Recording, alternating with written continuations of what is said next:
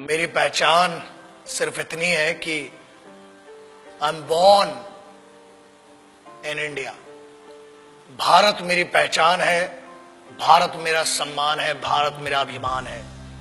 आप मुझसे सब कुछ छीन सकते हो, मेरा तन, मेरा लहू, हर कुछ, मुझसे मेरी पहचान भारतीय होने की नहीं छीन सकते। और वही मेरी आइडेंटिटी है। मैं भारतीय हूं, इस पर बहुत गर्व है और इससे ऊपर कोई गर्व मुझे चाहिए भी नहीं। मैं भारत मां का बेटा हूं पहले, उसके बाद एक मां ने मुझे जन्म दिया है इस भारत स्थल, भारत भूमि पर। उसी के लिए कुछ लिखा था ये कि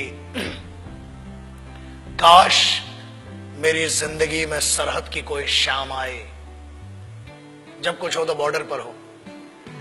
काश मेरी जिंदगी में सरहद की कोई शाम आए, काश मेरी जिंदगी मेरे वतन के काम आए। न खौफ है मौत का और न आरज़ू है जन्नत की, मगर जब कभी जिक्र हो शहीदों का, काश मेरा भी नाम आए, काश मेरा भी नाम आए।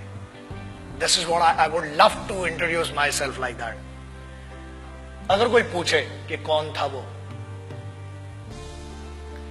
जब कोई पूछे मेरे बारे में, तो मेरी ये पहचान लिख देना, उठाना मेरा कमांडो डैगर और छाती पे हिंदुस्तान लिख देना।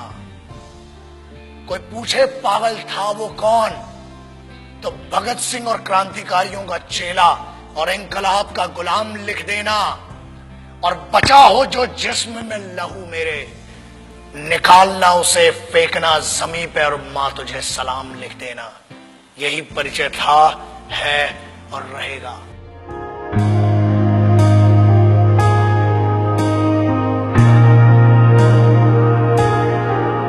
आजकल बहुत एक मुद्दा चल रहा है, देशभक्ति। कुछ लोगों ने उसे हिंदुओं से जोड़ दिया, कुछ ने मुसलमानों से जोड़ दिया, कुछ ने सिखों से, कुछ ने ईसाइयों से।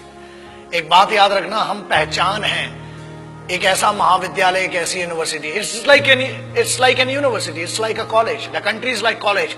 We may have different wings, we may have different subjects, but we all belong to one college and that college is Bharat, राष्ट्र। आप उसको हुब्बुल वतनी कह लें उर्दू में, अरबी में, उसको आप जननी जन्मभूमिश्च कह लें, आप संस्कृत में, आप मादरे वतन कह लें, वतन की इज्जत कह लें, आप कुछ भी कह लें। आज बहुत जरूरी हो गया है उस ट्रेटर, उस गद्दार, या बेहतर लैंग्वेज में उसको गद्दार और चूतिया कहेंगे, उसकी बात करना जो आज की डेट में बड़ा सेलिब्रिटी बन के फिर रहा है। Let's talk about that person जिसने हर फौजी और हर इस भारत मां के बेटे को हर्ट किया है। आज उसके बारे में बात करना बहुत जरूरी हो चुका है। न हिंदुओं से न मुसलमानों से इस मुल्क को तकलीफ है गद्दार और बेईमानों से, जिन्हें हम हार समझ बैठे थे गला अपना सजाने को, वही अब नाग बन बैठे हम ही को काट खाने को। पिछले 2-3 महीने it has been disturbing me a lot. I being an Indian, I being a soldier,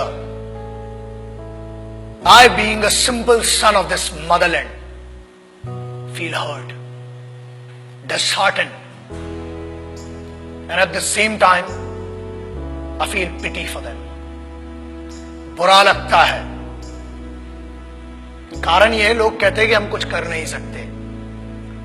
ऐसा है, करने पर आ जाए तो बहुत कुछ कर सकते हैं, लेकिन हम सम्मान करते हैं भारत के सर्वोच्च न्यायालय का, सुप्रीम कोर्ट का, और उसके आदेश की अवहेलना नहीं करना चाहते हैं। उसके आदेश का पालन करते हुए कुछ गद्दारों को आज भी छोड़ रखा है। वरना ऐसा है, काम ही हड्डियां तोड़ने और जान लेने का हिंदुस्तानी फौज करती है। किसी ने कहा, मैं उन गद्दारों का शायद नाम भी लेना पसंद नहीं करूंगा, बिकॉज वो इतना भी डिजर्व नहीं करते कि उनका नाम इस जुबान पर आए।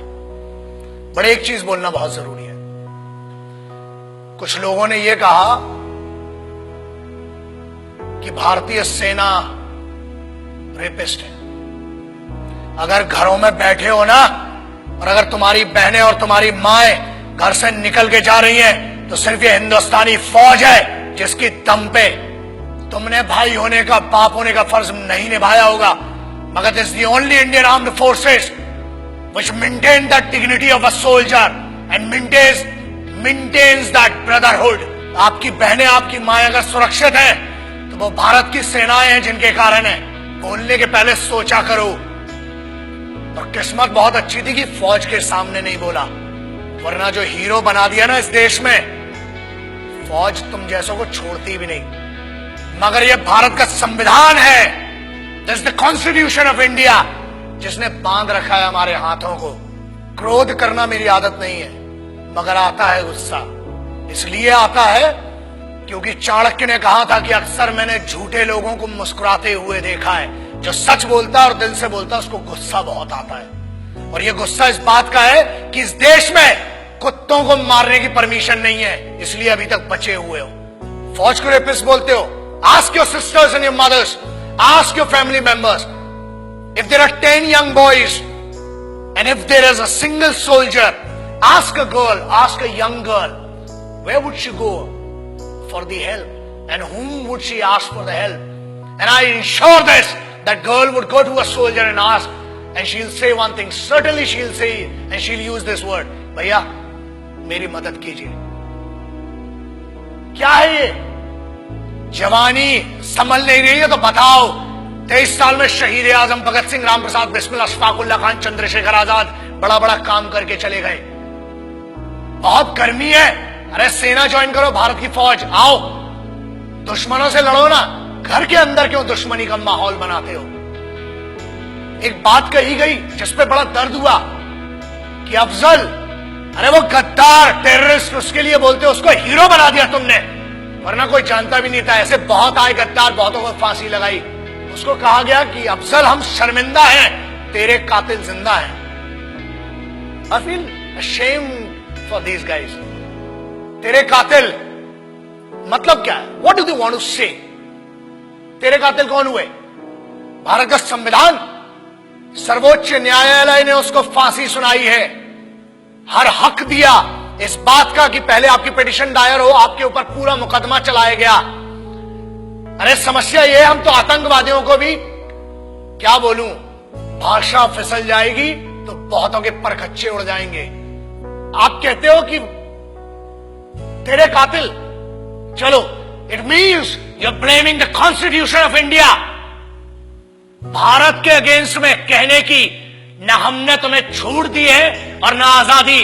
आजाद हुए हो तो भी इस फौज के कारण और उन क्रांतिकारियों के कारण जिनने अपना लहू बहाया है इस मिट्टी के लिए। तब बना है भारत का संविधान। You can not insult, you can insult me as an individual, you can insult one person, मतलब जो पीठा, जो न्यायाधीश थे, जो वो लोग थे जिनने फांसी की सजा सुनाई, आप उनको कह रहे हैं कि वो कातिल थे। अरे धिक्कार है आपके ज्ञान पर। I feel ashamed for it. पहले आप अपने फैक्ट्स क्लियर करें। अरे जेएनयू के एक लौंडे ने ये कह दिया तो उसको हीरो बना दिया। एंड नो वंडर्स, अगली बार मेंबर ऑफ पार्लियामेंट बन के बैठेगा तुम्हारी छाती के ऊपर। हीरो बनाने वाले तुम हो। मुझे किसी से पर्सनल कोई प्रॉब्लम नहीं है, इनकी औकात भी नहीं है मुझसे पर्सनल प्रॉब्लम रखने की। लेकिन एक बात याद रखना, किसी एक बेवकूफ ने यह कह दिया कि भगत सिंह जैसा है। अबे शर्म करो and clear your facts before you compare that guy with revolutionaries. कौन थे वो?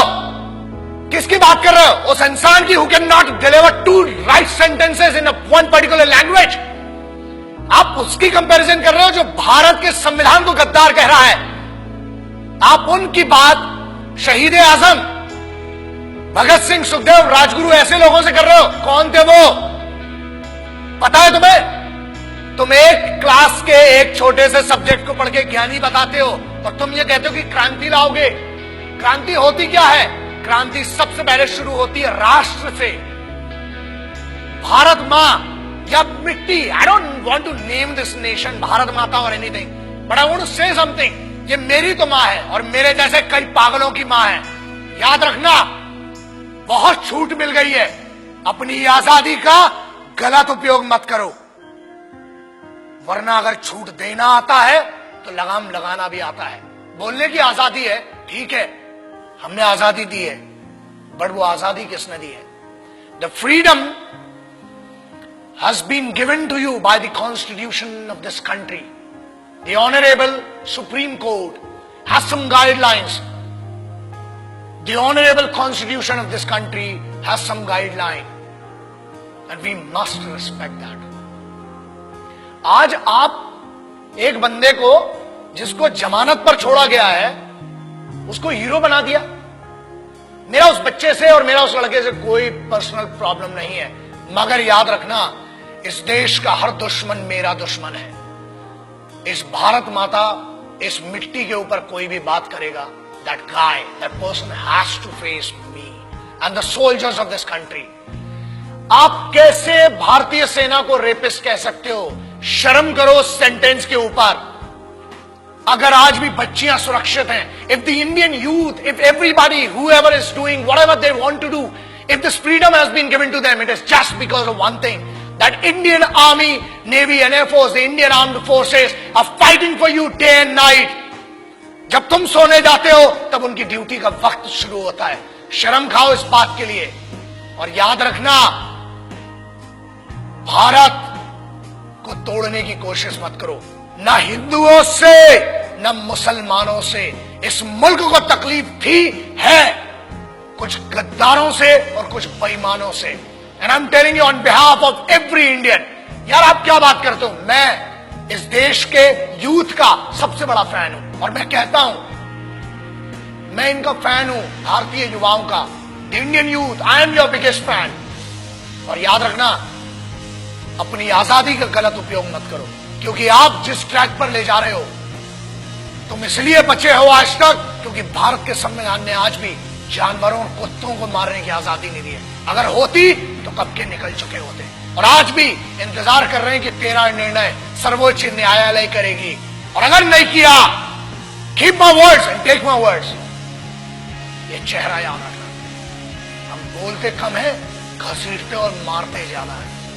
जय हिंद, वंदे मातरम, इनकलाब जिंदाबाद, भारत माता की जय। याद रखना।